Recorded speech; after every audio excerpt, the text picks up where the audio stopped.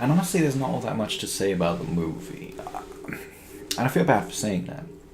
Because by all accounts, it's a great movie. It is. I really enjoyed myself. I got out of the cinema and I sort of thought, wow, that movie was really short. And it had been like 2 hours. Longer, I think. Maybe shorter. Point is, this movie flies by.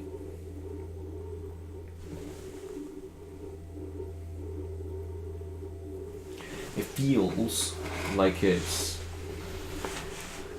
It felt to me like it was maybe an hour long, but it wasn't. It was the full feature length.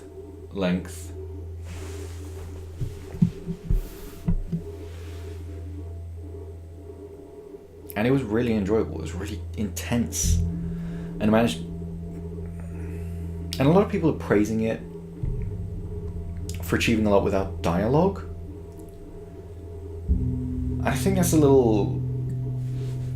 Because they still speak sign language. It's not like they're not speaking at all and everything's done through just, performances, simple gestures. They speak sign language, and most of the talking is done like that.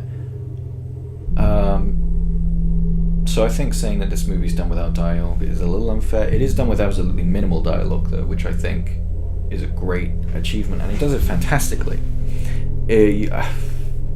I think there is like 4 lines of dialogue in the whole film, and that was great. Sort of focusing on the performances as opposed to sticking in loads of exposition.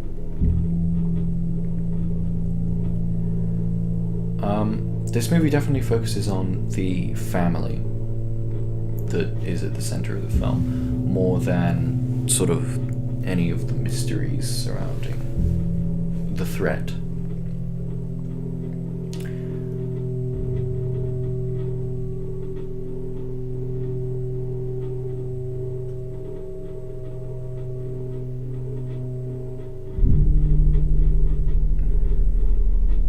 And the performances on every single family member are great.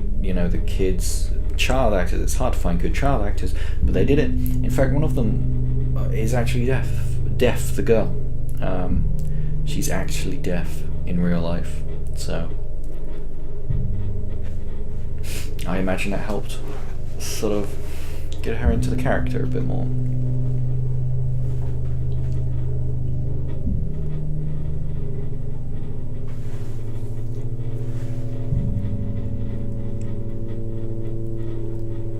This film is very visually beautiful, I think. I haven't seen anyone else really mention this, but the use of the lighting and the colour of the lighting, and a lot of the use of colour in this film, is very admirable.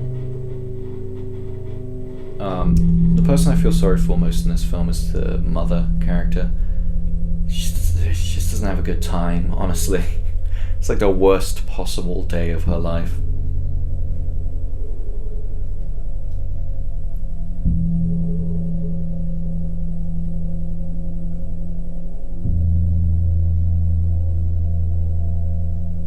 This movie feels like the closest thing we could really get to a film version of The Last of Us. And I actually wrote up a proposal for a film version of The Last of Us that changed the fungal infection to a parasitic infection. But this actually works much better. Sort of something focuses on this some apocalyptic situation we've seen time and time again, aliens taking over, and focuses it on how human beings adapt to this situation and how specific human beings, how it affects them and who they become. And I think that's great.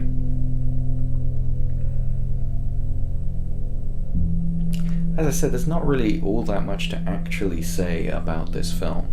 It's a very enjoyable film. I noticed that they used the same shot. At least it felt and looked like they used the same shot of the creature, one of the same shots of the creature, like 3 times throughout this film. But maybe it's just a really similar shot and I'm crazy.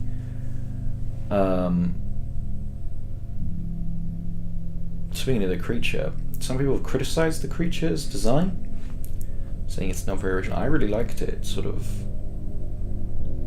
It's not super scary and it's not the most original thing, but I thought it did the job. You know, it looked threatening. I mean, there are scenes in this when the noises they make are really scary. I think if you've got something that focuses so much on sound like this, going back to The Last of Us again, you've got something that focuses so much on sound, then you've got to make the sound of the creature really distinctive, and I don't think they quite did that with this. It kind of just sounds like a monster, like a lot of monsters we hear these days in cinema, you know. And then you look at something like The Last of Us and they make a really distinctive sound that infected the clickers, whereas in this they're sort of just a generic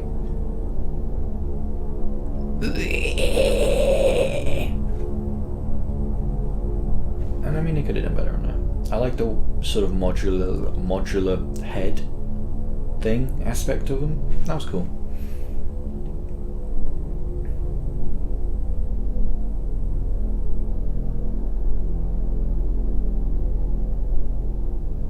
But yeah, this movie left me with a lot of questions. You know, the aliens don't seem smart enough to have found their way here. Were they just somehow on the comets that came down? Were they brought here by another species to take out all the humans? Were they, I don't know, what are they? And the old man and the old woman, I have a lot of questions about them. I don't know, my mind I tend to focus on tiny little things in films, and for this film it's the old man and the old woman that the father and the son come across about 2/3 of the way through the film. And you know, they lived so close. Did the main characters come across them before? Did they know them before? Want to know more. But I think that's good. I think a good film will leave you with questions, wanting to know more about this world. There are also not so good questions, like the one everyone's pointing out: how do they have power? You know, there's never a generator or anything shown to us, and that would be very loud. So, how do they have power? But I think that's okay, because if you were to take out the fact they have electricity, and if you were to take out all the things they use to have electricity, then the film wouldn't suffer greatly for it. I wouldn't say that anything that uses the electricity is particularly integral to the plot. A couple of things that come kind of close to it would be the lights. The fact that the lights will change to red to sort of signify a warning. But that's, that could have been done another way. The father could have found out another way. He could have been walking towards the house with the son and heard one of the creatures screech or something. And with the screens, the monitors, I talked to someone about this and they said, well, the monitors were pretty important. No, they weren't really. If you were to take out the scenes where the monitors are important, the shots, mostly the only ones where they were really integral to something were the mother character seeing something at the end. But if you took that out, the film wouldn't suffer greatly from it, I don't think. You could just have like a couple of lines, just where's... I don't like having spoiler-free reviews, but it makes it more fun, having to restrain myself.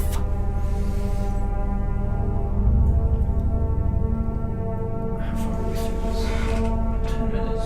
Normally I like to record half an hour of footage, but I don't think I'm going to have half an hour of footage, because it's just, as I said, not much to say. I would absolutely recommend you go see this film if you can. It's an absolutely fun film. It's not something that'll stick with you in terms of scares. You won't be staying awake at night thinking about it, but you will be, because you know what I mean. But you will be thinking about it, definitely. I was thinking about this film all last night, just sort of thinking about what I do in this situation. Good films make you think. They either make you think about the themes, or they make you think about yourself. Or they make you think about politics, but I don't like films that make you think about politics. They're usually just really not very good. But this film was good, and I give this one a green star. I think I talked to someone about this before I recorded this, and they said I should have given it gold star. They really liked it. I don't think it's gold star material. It's definitely green star material. Because I recommend you go see it. But I don't know. But it's not the greatest movie I've ever seen. It's not like a masterpiece. It's a fantastic, really gripping film. And if you pay to go to the cinema and see this, you will absolutely get money's worth.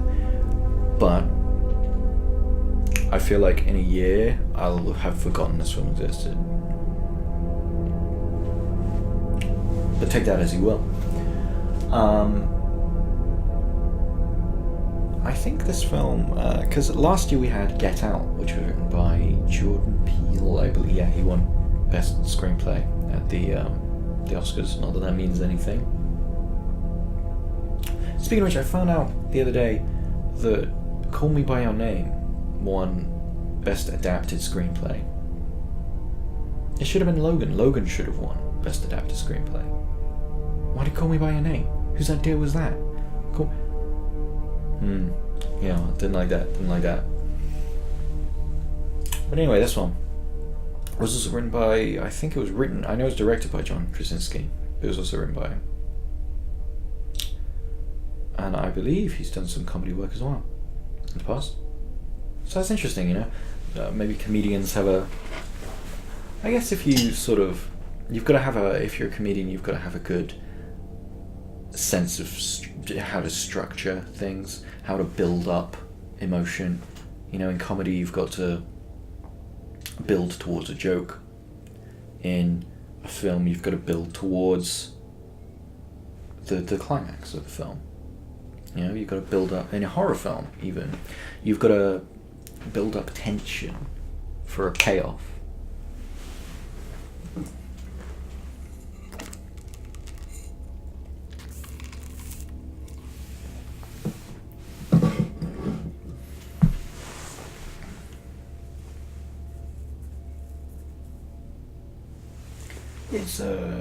It's a good movie, and I would recommend that you go see it. How does it stack up to the last thing I reviewed? It,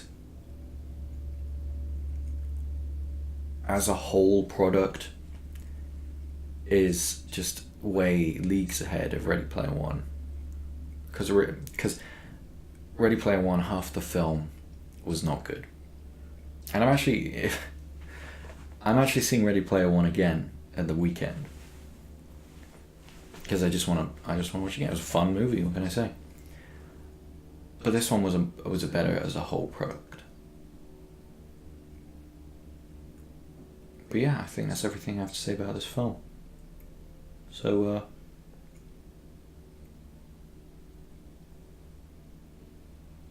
no, wait, there was something else.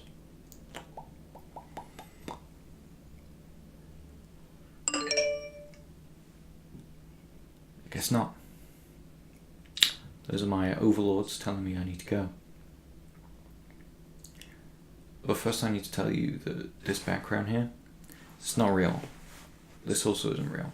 This is a pillow. And this is a green screen. Check it.